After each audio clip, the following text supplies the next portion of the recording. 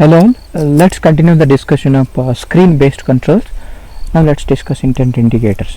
When a button causes an action to be immediately performed, no intent indicator is necessary. Something like apply is an intent. Okay, intent is nothing but a kind of message, right? Intent indicates when a button leads to a cascading dialog, include an ellipsis after the label, like there are three dots you see, that's what we call ellipsis. When a button leads to a menu, include the triangle pointing in the direction of the menu will appear after the label. Here you can see the greater than symbol. Okay, you have to use it. When a button leads to an expanding dialog, include a double arrow with a label. Okay, to greater than symbol you have to use when the button leads to an expanding dialog. When a button has a contingent relationship to another control that must be indicated, include single arrow pointing at the control. Okay, button intent indicates will follow where applicable the same conventions used for menu items. When a button causes command to be performed immediately, no special intent indicator is necessary on the button. When a button leads to a cascading dialog box, include an ellipsis with the label. When a button leads to a menu of choices, include a triangle after the label. Point the triangle in the direction of the menu will appear. If a button expands the dialog, include a double arrow with a label. When a button has a contingent relationship to another control, include a single arrow pointing at the control. Intent indicators are very useful because they enable the user to predict the consequences of an intended action. Expansion buttons, gray them out after expansion. Provide a contraction button if necessary. Locate it beneath or to the right of the expansion button. Gray it out when not applicable. When a button that expands dialog is activated and the dialog is expanded, display the button dimmed or grayed out. If the dialog can again be contracted, provide a contraction button beneath the expansion button or to the right of it. Gray this button out when the dialog is contracted. Display it at normal intensity when the dialog is expanded. There are some defaults for intent indicators. When a window is first displayed, provide a default action if practical. Selection default should be the most likely action, a confirmation, an application of the activity being performed. Positive actions such as OK unless the result is catastrophic. If a destructive action is performed such as a deletion, the default should be cancelled. Presentation indicate the default action by displaying the button with bold or double border. Procedures, the default can be changed as the user interacts with a window. When the user navigates to a button, it can temporarily become the default. Use the enter key to activate a default button. If another control requires use of enter key, temporarily disable the default while the focus is on the other control. Permit double clicking on a single selection control in a window to also carry out the default command. Unavailable choices, temporarily unavailable choices should be dimmed or grayed out. A button should visually indicate whether it is available for activation. Dim or gray out buttons for actions that are not available.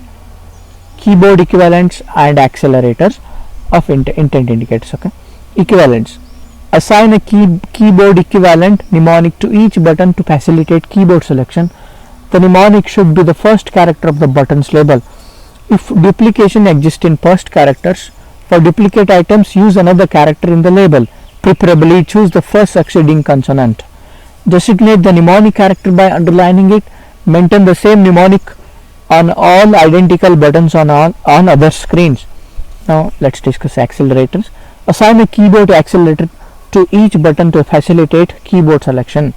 Enabling the user to select button actions through the typewriter keyboard provides flexibility and efficiency in the dialog. To do this, provide keyboard equivalent single character mnemonic codes that when typed will cause the action to be performed. The suggested method is to indicate the accelerator by underlining the proper character in the bottom label. Keyboard accelerators, a keyboard key or combination of keys may also be assigned to buttons to facilitate keyboard activation. Scrolling, if a window can be scrolled, do not scroll the command buttons. Exception if the screen cannot scroll independently of the buttons. Okay, this is the exception. Use buttons to move between multi-page forms, not scroll bars. label buttons next and previous. Okay. Button activation, pointing. Highlight the button in some visually distinctive manner when the pointer is resting on it and the button is available for selection. Activation. Call attention to the button in another visually distinctive manner when it has been activated or pressed. If a button can be pressed continuously, permit the user to hold mouse button down and repeat the action. Toolbars, let's discuss. Toolbars are compilations of commands, actions or functions, usually graphical in nature, in structure, but sometimes textual, grouped together for speed access. Microsoft Windows defines a toolbar as a panel that contains a set of controls. Toolbars may also be called button bars, control bars or access bars. Specialized toolbars may also be referred to as ribbons, toolboxes or palettes. Toolbars may also appear in palette windows.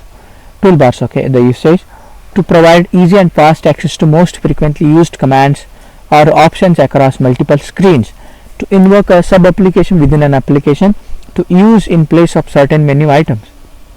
Structure of toolbars: images, provide buttons of equal size, create a meaningful and unique icon, design them using icon design guidelines, center the image within the button, give the button a raised appearance, ensure that toolbar images are discernible from web page graphical images. Text, create a meaningful label adhering to label guidelines for command buttons, create toolbar buttons of equal size following the size guidelines recently described. Consistency, use the same icon throughout an application and between applications. The size of button, okay, 24 width by 22 pixels height, okay, including border, 32 width by 30 height pixels, 32 by 30, 24 by 22 including border, okay. Larger buttons can be used on high resolution displays. Label, the size of the label should be 16 by 16 pixels and 14 by 14 pixels. Defaults, provide the smaller size as the default size with a user option to change it. Image, center the image in the button. Organization, let's discuss that. Order the buttons based on common and customary grouping schemes. For buttons ordered left to right, place those for the most frequently used actions to the left. For buttons ordered top to bottom, place those for the most frequently used actions at the top. Keep related buttons grouped together. Separate potentially destructive buttons from frequently chosen selections. Permit user reconfiguration of button organization. Location, position main features and functions bar horizontally across top of window just below menu bar. Position subtask and subfeatures bars alongside of window. Permit the location of the bar to be changed by the user.